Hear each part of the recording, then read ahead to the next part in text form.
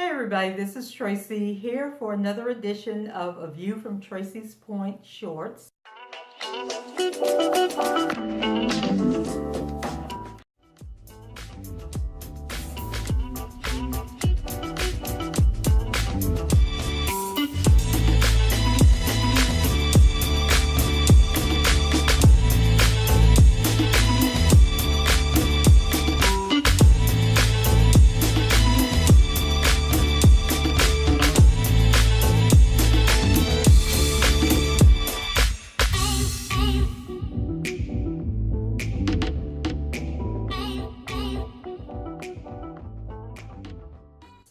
And today I want to talk just for a few minutes about the school shooting that took place yesterday down in South Florida. You guys know that I'm from Florida, but I'm actually centrally located in the state.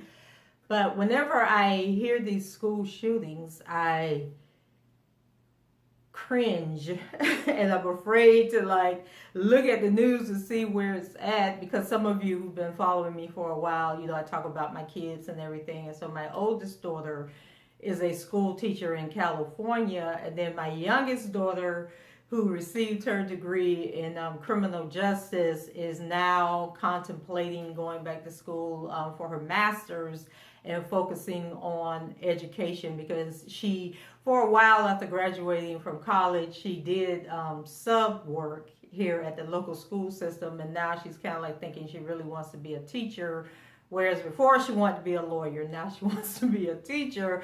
And as for me, when I finished school, I was like, I'm done with the public school system. I don't ever want to go back. And then, of course, when I had my kids, I had to deal with the public school system. And then when my youngest daughter graduated, I said, I ain't dealing with no more schools. And people always say, why don't you be a foster parent?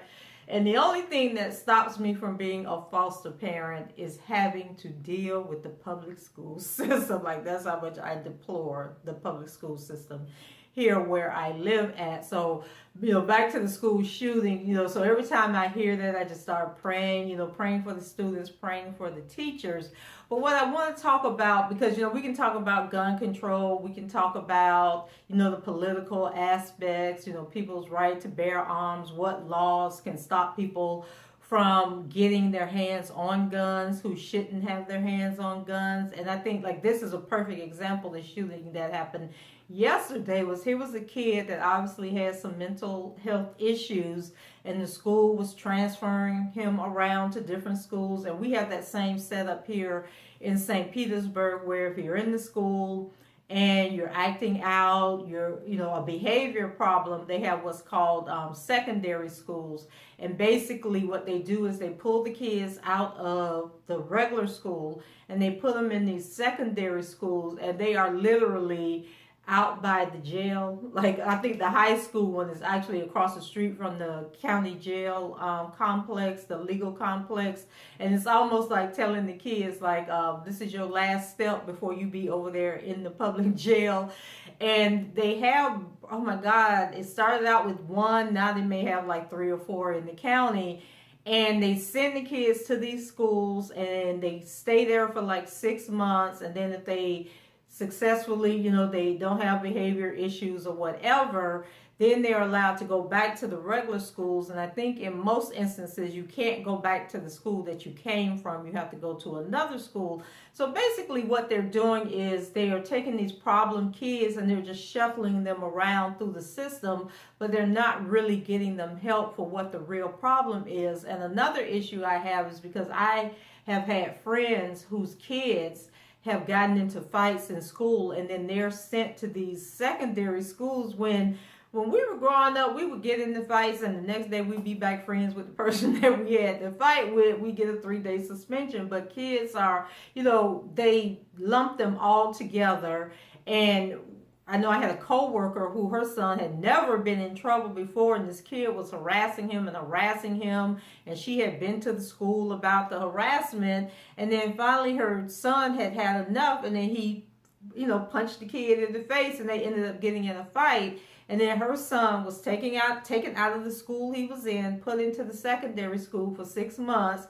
And then after he finished the 6 months, he was sent to another school that has a very high behavior issue, suspension rate, police being called to the schools. And so now her job as a parent, was double time now, because here she had a kid that wasn't a behavior problem. You put him in a school where there's nothing but kids with behavior problems, and then you send him to another school that's full of kids with behavior problems. And so there's really no true solution. There's no help for these kids out there.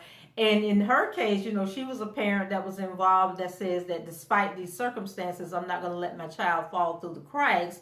But what about those parents that aren't engaged, that, who are just happy that the kids are out of their house because they don't want to deal with them? And then we have this issue where billions of dollars a year is being spent on mind-altering drugs for children in school. So you can't even say, hey, I want help for my child because they have a behavior issue, because here in Florida, the solution to your child having a behavior issue is that they're going to put them on mind-altering drugs to address the behavior. And then once your kids are on these drugs, and I'm just speaking about Florida and where I live at, I don't know what it's like in other states, but once your kids are on these drugs, they can't get off the drugs. If they want to attend the public school system, they have to stay on those drugs. And so we are our own worst enemy, because we're not dealing with what is going on. And then just the things that kids are dealing with today are the same things that we dealt with when we were in school. But I can't understand what is the difference, because they weren't putting us on drugs when we were being bad. They weren't sending us to special schools. And I mean, like, when these kids go to these special schools, they have I can't remember if they have police officers on the school bus with them, or if once they get to the school, there's the police greet them. They have, and I think it's crazy that they have police officers at all the schools. And I know it's needed, but we need to be asking ourselves why. And then we had our assistant police chief, longtime police officer, career police officer, who retired last month. And then the other day I read in the paper that he was hired as the chief of Pinellas County Schools. And I'm thinking, am I the only one that see a problem here? Like, why do we have a chief of police for the public school system? Like, what in the world is going on? So there's like no way I am volunteering at a school. I am going to a school. And I know there's some of you that are saying, well, if something's going to happen, it's going to happen anyway.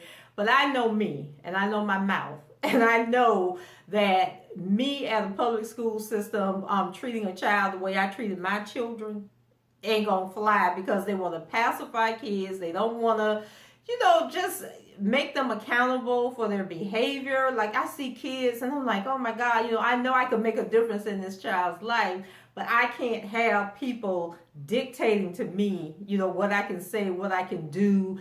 And there's just so much going on. And I was talking to, I think it was my sister and my nephew, we were talking the other day about just how crazy the school system is. Like, when we were growing up, if we had an issue, we came to school stink, hadn't taken a bath, hair uncombed, whatever.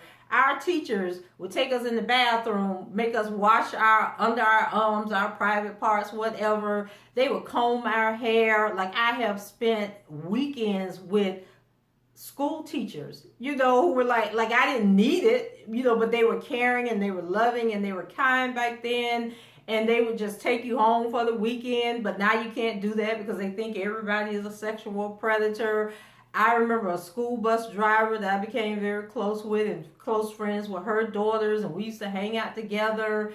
And we just don't have that anymore. And I just think that this leads to some of the problems that we have going on. Like, kids are being overdrugged. Schools are not equipped to deal with the mental health issues that's going on, whether it's violence, school bullying, depression, just all the different things that kids are dealing with. I just don't think that the schools are equipped to deal with it. So to be watching CNN and Fox News, and they're condemning the schools and asking the schools, like, what more are you going to do? Like, what more can you do? Because at this particular school where the shooting happened yesterday, basically, there was a girl being interviewed on CNN, and she was like, yeah, we used to have the regular fire drills, but, recently they started doing drills for like active shooters. And I'm thinking like, why is my child in school having to have a drill on active shooting? Like, what kind of society have we become?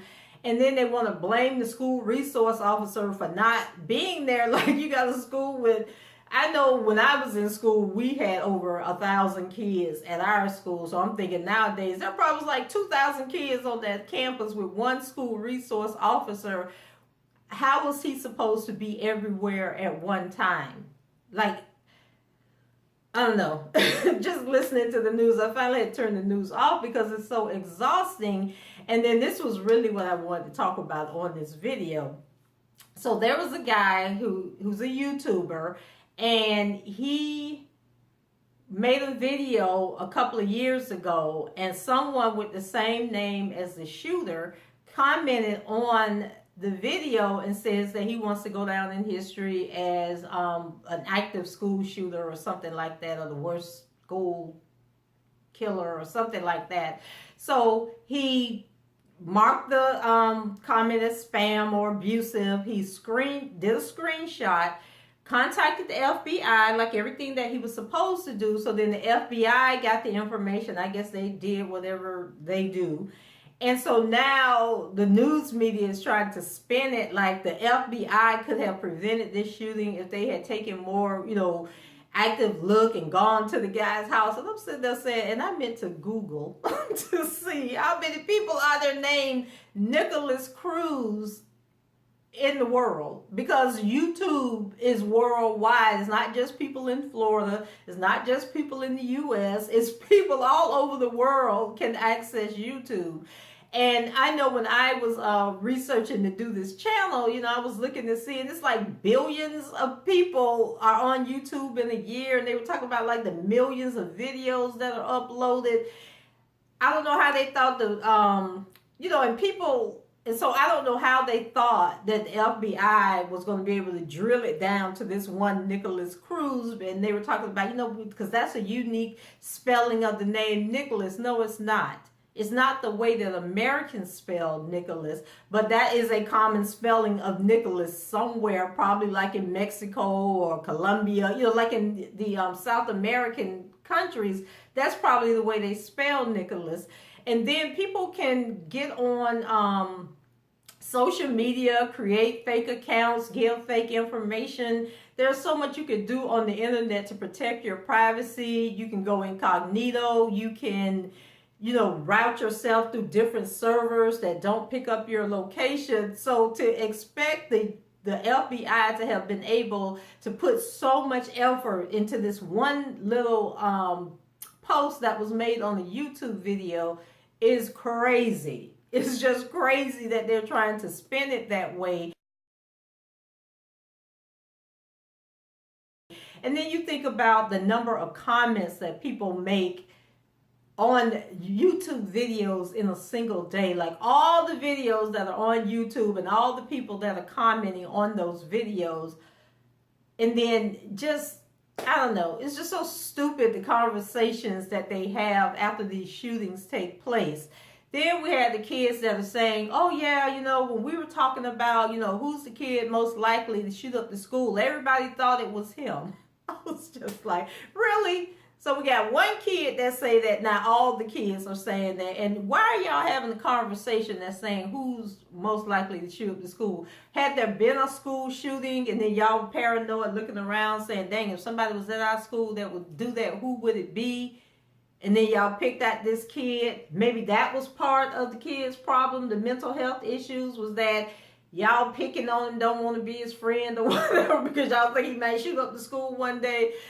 I just hate these stories that come out after these tragedies, because like right now my heart is heavy thinking that 17 people died and there are still bodies in the school. Like parents have not been able to identify their kids because their kids are still in the school. Their bodies are still in the school being processed by the medical examiners, the FBI, and Homeland Security or whoever else come in to investigate these crime scenes. And I'm just thinking, as a mother, how horrific must that be? You done lost your child. Now you can't see your child. And it's just, oh my God, like all these emotions be going through my head, and then I'm sitting there trying to look at the news and just listening to the ridiculousness of it all. Then they want to critique Trump crazy behind about why did he say that, he won't talk about gun control, but he wants to talk about mental health issues.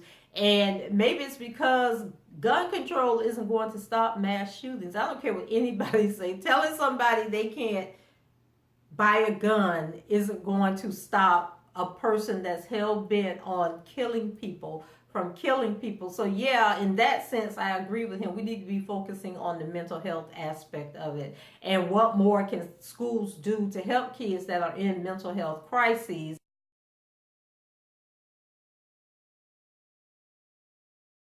And then the mom said that she had called 911, used to call the police to come and,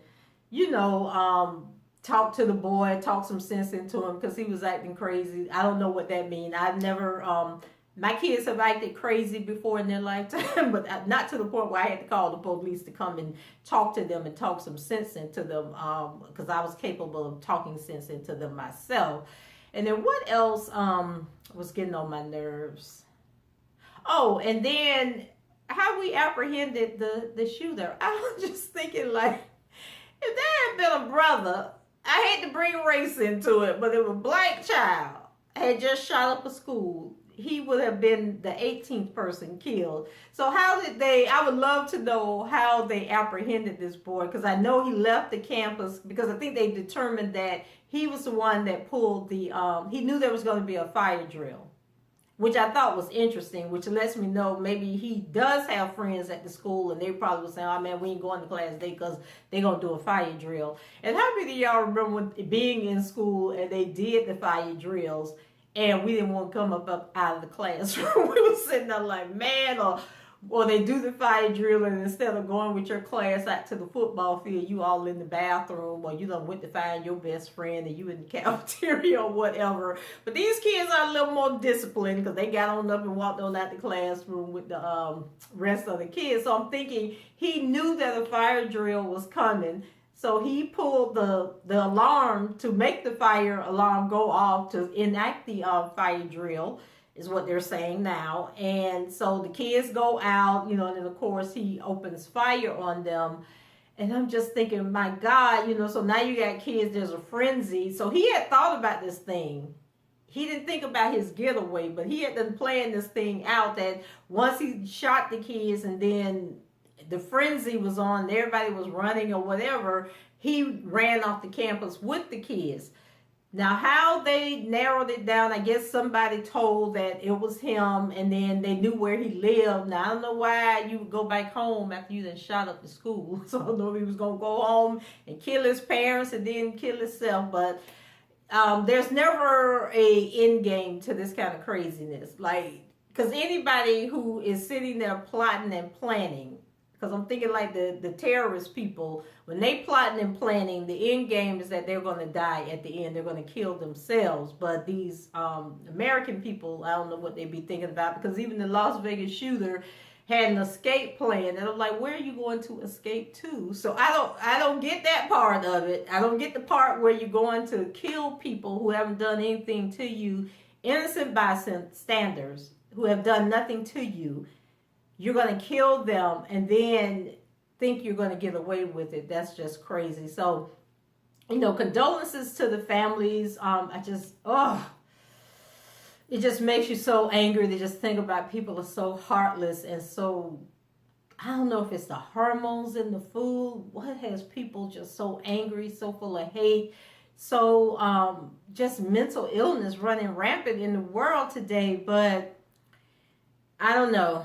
I don't think that the gun control, I don't like guns. I don't own guns. If I'm in a room and I know someone has a gun, I exit that room. I don't care if you are my best friend, if you are a police officer. I have been in like Subway ordering a sandwich and a police officer walk in and get in line behind me, and I cancel my order and walk out the door. Like, I don't want to be in a room where there is a gun, period. And I've dated guys, like my two oldest daughters, their dad used to have guns all over the place, on the nightstand, shotgun in the corner, just guns everywhere. And I was just like, this ain't gonna last too long. And it just, so he would like have to put those guns up. Like if I was coming over, he had to get all his guns and put his guns away so I couldn't see them. Like I don't want to see the gun, I don't want to touch the gun.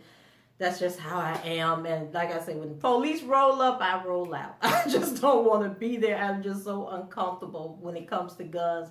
And my youngest daughter, she be going to the firing range, and I let her know, you bring a gun in my house, you're going to have to find somewhere else to live. So guys, that's it for me. Like I say, just wanted to just touch on some things on the news that's just like getting on my nerves, not so much as the incident that happened. Because, you know, nothing we can say or do is going to change that. You know, all the prayers in the world isn't going to fix it. There needs to be action. There needs to be, I don't know what the answer is. I just know that this is getting out of hand and it has to stop. And they need to figure out how to make it stop. So let me know what you guys think. Leave your comments below. Rate the video. Subscribe to the channel if you haven't done so already. And until the next time, I shall talk to you guys later. Bye-bye.